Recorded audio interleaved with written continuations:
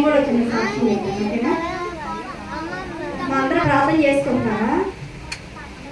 Morning లేచి ఎంతమంది చేసుకుంటారు ప్రార్థన? వాయిస్ ఎవరు చేయట్లేదా? మార్నింగ్ లేచి ప్రేయర్ ఎవరు చేయట్లేదా? కీర్తనలు 91వ అధ్యాయంలో ఒక మాట ఉంటుంది, ఏమంటారు చెప్పండి? పగటి ఎండ దెబ్బైనను నీకు తగలదు. వాక్యాన్ని చాలా స్పష్టంగా చెప్పాలి, ఏదో చెప్పామని చెప్పాము. పగటి ఎండ దెబ్బైనా నీకు తగలదు, రాత్రి వెన్నెల దెబ్బైనను నీకు తగలదు. కానీ మనకి ఎండ దెబ్బలు ఎందుకు తగులుతున్నాయి?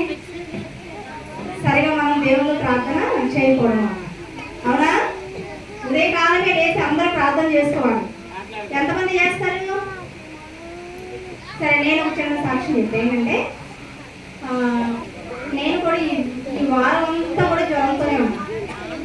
ఈస్టర్ నుంచి ఆల్మోస్ట్ గుడ్ ఫ్రైడే అంటే ఫస్ట్ 5 days కొంచెం ఒక సందర్భంగా ఫాస్టింగ్స్ ఉన్నా, తర్వాత గుడ్ ఫ్రైడే, తర్వాత ఈస్టర్ మార్నింగ్ అంటే సాటర్డే నైటే చాలా కొంచెం బాగాలేదు. ఈస్టర్ మార్నింగ్ 4 o'clock రావాలిగా, అందరూ వచ్చారా?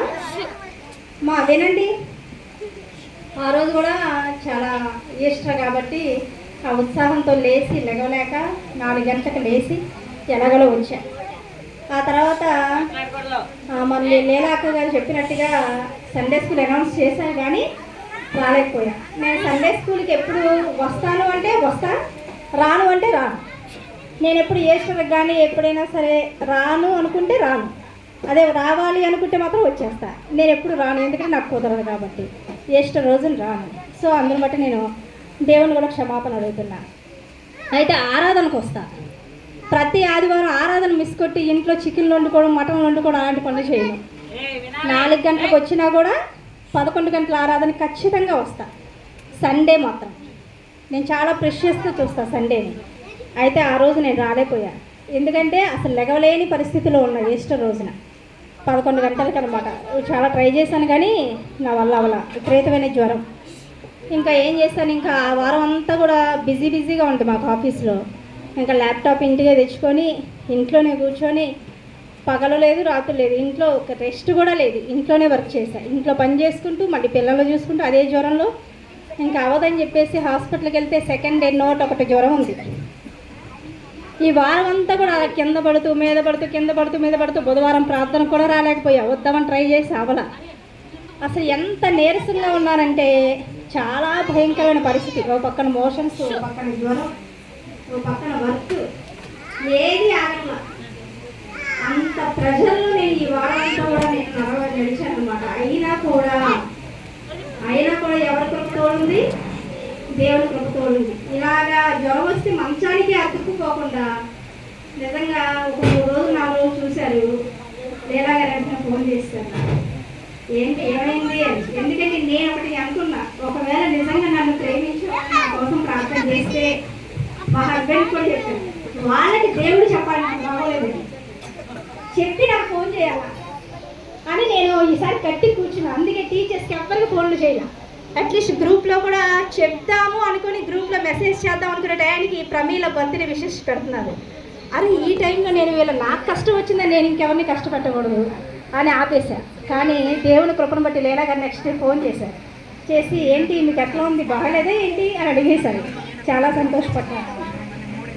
నిజంగా ఇలాంటి ఆత్మీయ దొరకడం కూడా చాలా ధన్యకరం అనమాట. మా టీచర్స్ అందరూ కూడా నా కోసం ప్రార్థించారు. తర్వాత చెప్పినప్పుడు దైవసేవకులు ప్రార్థించారు. అందరిని బట్టి నేను ఎంతో దేవుని స్తుతిస్తున్నాను. ఇలాంటి పరిస్థితులు ఎవరికి రాకూడదు. మీరు దయచేసి నేను చెప్పేది ఏంటంటే, చిన్నపిల్లలందరికీ ఇప్పుడు అందరూ స్కూల్స్ అయిపోయిన వెంటనే ఇంట్లో ఉంటారా బయట తిరుగుతారా అది మీ ఇష్టం. ఒక్కసారి ఎండ దెబ్బ తగిలిందా తిరిగి దేవుని కృప ఉంటేనే కానీ మరలా మనం మందిరాన్ని చూడలేదు. నేను వాళ్ళు ఇక్కడ నుంచి ఉన్నానంటే, సజీవంగా ఉన్నానంటే విపరీతమైన పరిస్థితులు ఉండే ఈ వారం అంతా కూడా నేను నడిచాను. అయినా కూడా దేవుడు నాకు శక్తి ఇచ్చి, బలం ఇచ్చి, ఆరోగ్యాన్ని ఇచ్చి, సజీవురాలుగా ఉంచి మీ అందరి మధ్య సాక్షిగా నన్ను ఉంచాడు. కాబట్టి మీరెవ్వరూ కూడా బయట తిరగవద్దు. దయచేసి వీలైనంత వరకు కూడా ఇంట్లో ఉండడానికే ప్రయత్నం చేయండి. ఎండ భయంకరంగా ఉంది. ఈ నెల వచ్చే నెల కూడా ఎండలు భయంకరంగా ఉంటాయంట. మీ పేరెంట్స్ని దయచేసి మీరు బాధ పెట్టద్దు. ఉదయకాలం లెగవంగానే ప్రార్థన చేయండి, దేవా పగల ఎండ దెబ్బైనా నీకు తగలదని నువ్వు వాగ్దానం చేస్తావు. కాబట్టి నేను ఎక్కడికి వెళ్ళినా నువ్వు నాకు తోడుగా ఉండమని దేవునికి ప్రార్థన చేయండి. మీరు బయటికి వెళ్ళేటప్పుడు వచ్చేటప్పుడు ప్రార్థనతోనే ఉండండి. రాత్రి కాలమందు మరలా పడుకునే ముందు కూడా దేవ ఈ దినమంతా నువ్వు మనల్ని కాపాడేవని ప్రార్థన చేసుకోండి. ఖచ్చితంగా అన్ని పరిస్థితులు కూడా దేవుడు మనల్ని నడిపిస్తాడు. ఇప్పుడు కూడా అసలు ఈ రోజు కూడా ఎంతో బలహీనంగా ఉన్నా అయినా కానీ దేవుడు ఇప్పుడు సాక్ష్యం చెప్తే ఇంకొంచెం శక్తినిచ్చాడు. ఎందుకంటే మనం దేవుడు మేలు చేశాడని మనం సాక్ష్యం చెప్తాం కదా, మనం సాక్ష్యం చెప్పే కొద్దీ దేవుడు మనకి మేలు చేస్తాడు ఏనా. కాబట్టి ఇంత గొప్పగా నన్ను స్వస్థపరిచి నాకు శక్తినిచ్చి ఈ దినం ఇలా మీ అందరితో కలిసి ఉండడానికి సహాయం చేసిన దేవునికి నిండు మనసుకు కృతజ్ఞతలు తెలియజేస్తూ, అలాగే మీరు ఎవ్వరు కూడా ఎండలోకి దయచేసి వెళ్ళొద్దని నాకు మాట ఇవ్వండి. అందరూ 12 దాటితే బయటికి వెళ్ళవక్క అని మాట ఇవ్వండి. మాట ఇచ్చే వాళ్ళందరూ రైతుల హ్యాండ్. సైకిల్ మీద తిరగమక్క, అమ్మ చెప్పినట్టే ఇంట్లో ఉంటాము, ఏ చెయ్యట్లా బాయ్స్ ఎత్తట్లా, ఫ్రెండ్స్తో తిరగమక్క, మాట ఇవ్వాలి. ఈ ఎండాకాలం ఉంటా బీబీఎస్కి రావాలి, దేవుని చిత్తం అయితే బీబీఎస్కి అందరూ రావాలి. కానీ మిగతా రేపు ఎక్కడ ఎక్కడ తిరగద్దు, ఆ మమ్మీ డాడీ బాధ పెట్టద్దు, సరేనా. టీచర్స్ని కూడా బాధ పెట్టండి. మేము మీకోసం ఎప్పుడు ప్రార్థన చేస్తుంటాం, మీరు కూడా మా కోసం టీచర్స్ మేము అందరి కోసం మీరు ప్రార్థన చేయండి, ఓకేనా. దేవుడికి సమస్త ఘనత మహిమ ప్రభావం చెందుగా ఈ చిన్న సాక్ష్యం చేస్తాం. Thank you.